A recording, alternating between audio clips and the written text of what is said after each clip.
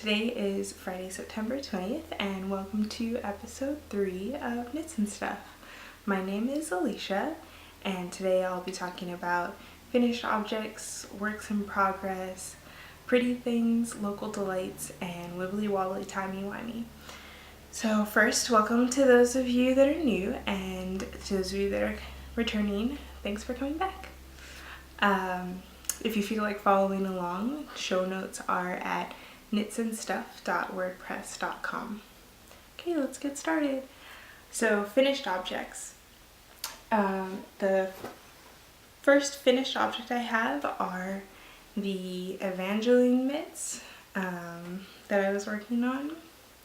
They are some cabled armwarmers, and they're knit in Malabrigo, just the regular worsted, and they're so pretty because they have cables on them. I really like cables. So I made some modifications that I talked about last week, and those can all be found on my Ravelry project page. But these are really fun, quick knit because it's worsted weight yarn. So, well, actually it's Aran weight yarn according to Ravelry. And yeah, really quick, really warm, and very soft because it's Malabrigo, and I'm excited to wear these when it gets colder. So right now it's kind of warm, and I don't know why I'm wearing a sweater. So that's my one knitting finished object for the week. And then I have a spinning almost finished object, but I figured I could put it in the finished object section because it just needs to be soaked or washed. But I tried out core spinning, and I wish I took a picture of what it looked like before.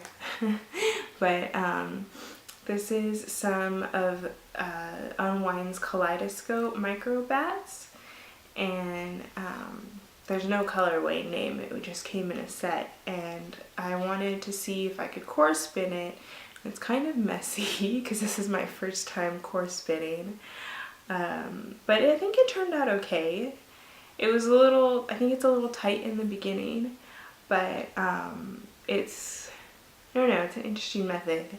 So if you don't know, core spinning is where you take your fiber and you wrap it around a base yarn that's usually a commercial core yarn. So you take your core yarn, then you run it through the wheel, and while the wheel is spinning, you take your fiber and kind of wrap it around it. So it's a way to not only use less fiber for yardage, but you're also preserving more of the colors that are in the fibers. So I thought I'd try it for the micro bats because there's a lot of colors in it, and they're kind of there's a lot of colors, and then the way that the bats are carded is just like a lot of different layers that I wanted to be able to capture. So I don't know, I think it's something that I need more practice in, but I don't know, it was interesting. And for the core, I used some cotton yarn that I had left over from a project, and I don't know if cotton is okay to use, but it seemed fine when I was running it through the wheel. So I know you want something that's pretty sturdy as your core yarn. So that's finished objects, and that's all the finished objects I have from the past 2 weeks. But I have some nearly done works in progress from spinning. Also, I have Lisa Souza. This is 50/50 merino silk, and it's in a gray blade colorway. And let's see. Oh, and I bought the roving at Stitches West last year, and so this is just a single ply. I plied all of it. I wonder if you're able to see that. And I'm gonna Navajo ply this, and I hope it turns out okay. It probably will end up being maybe a worsted weight after Navajo plying, maybe like a sport weight, a little bit lighter. So I'm gonna make it into a 3-ply and see what happens with that. But it was fun to spin. I've never spun that much silk before, so I've had some spinning with more merino and less silk, but this is the first one where I've done 50% silk. And I have another braid of 100% silk, so that's going to be interesting to spin up because I don't know what it's going to be like. But so that's one work in progress. And something else, keeping on the spinning, that I started is the kaleidoscope microbats that I showed a few episodes ago.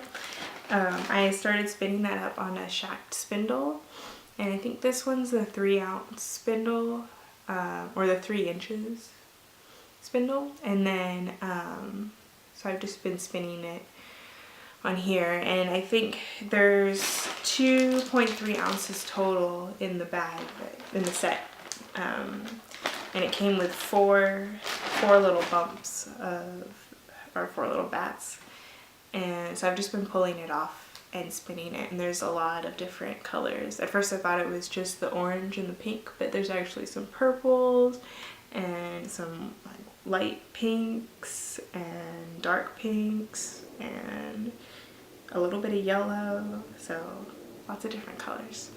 And then I'll probably either spin up the 4 bats separately and 4-ply it to get a big bulky yarn, or I'll spin up 2 of them and then spin up the other 2 and then do a 2-ply. So that's that.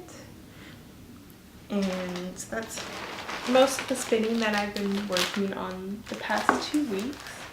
And then knitting works in progress.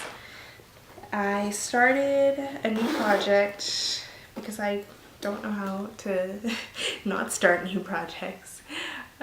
So this is the 3-leaf mitts by Brenda KB Anderson, and I'm knitting them out of more Malabrigo.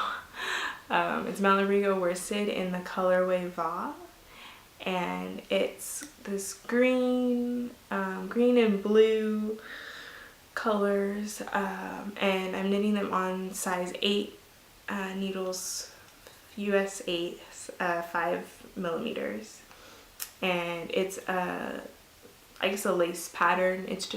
It'll come out with 3 leaves, and I'm knitting these for my friend, which will actually match her cowl that I made out of the same yarn. So I'm hoping that she will like these because she lives in New York and it gets cold there. So I'm working on that, and I cast on 36 stitches instead of 32 because a lot of the other projects were saying that the pattern runs small. And I'm also using larger needles, which may have not been a good idea. So I'm thinking it might be a little big, but we'll see how it turns out when I knit a little bit more.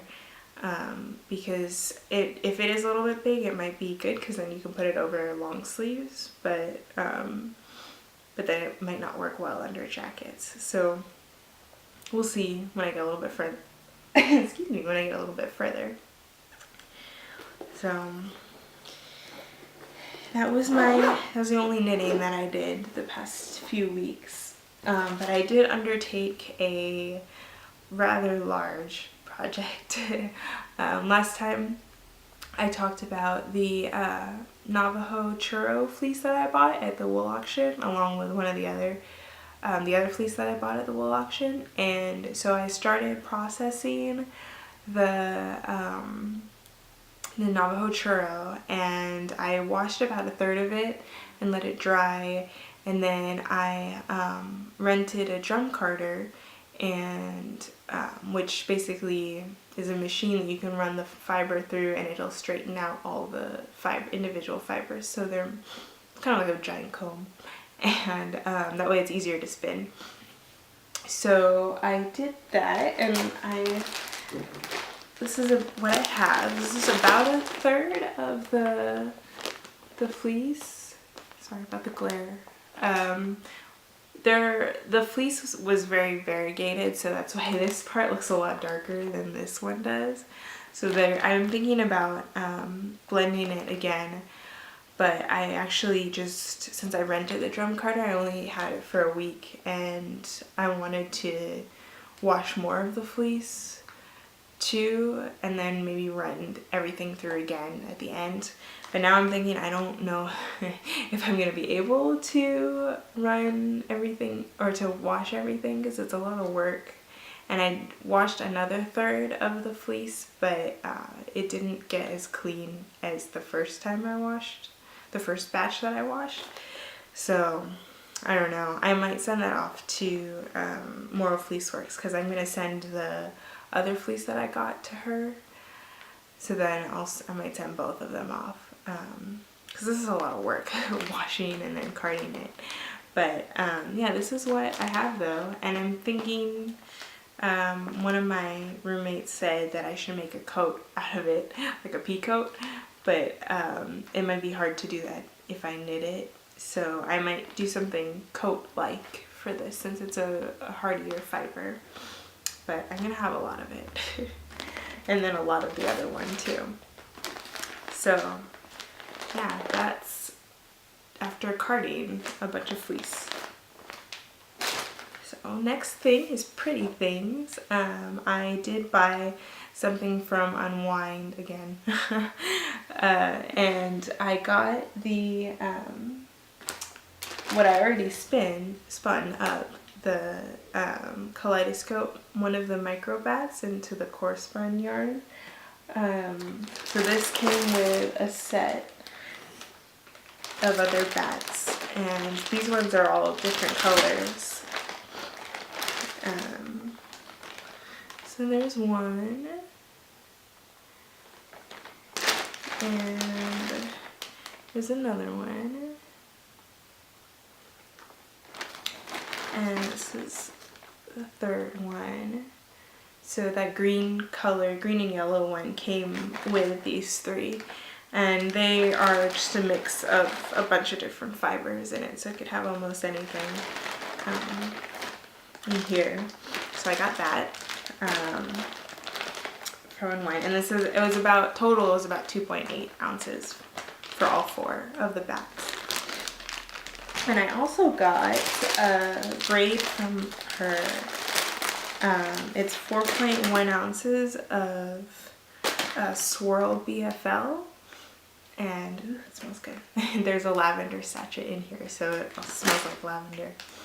But it's, the colorway is Black Magic Woman, and yeah, it's BFL. And I've spun BFL before. I think that was the one that poofed up a little bit, but I'm excited to spin this because it's so pretty. And that was all I bought. I'm sorry about the plastic. Yeah, so that was all that I bought this past 2 weeks. Hopefully I'm not continuously buying things. It's nice to be able to show stuff, but then that means that I'm spending more money and buying more things. So yeah, for local delights, one of my friends is the friend that lives in New York. She's visiting this weekend, and we went to 4th Street in Berkeley. It's an area where they have a bunch of little shops, and it's kind of this nice, slightly upscale strip of shops that runs about 4 or 5 blocks. And like there's an Apple store, there's a Restoration Hardware, there's a paper source, there's an Anthropology, there's some smaller bookstores, there's some furniture stores, just that kind of, and there's some restaurants too, and a store La Tapa, which is where I would go to get some of my kitchen stuff. So it's this nice little neighborhood where you can walk around and go shopping. I've actually never tried any of the restaurants there, but it seems to be more of a shopping area.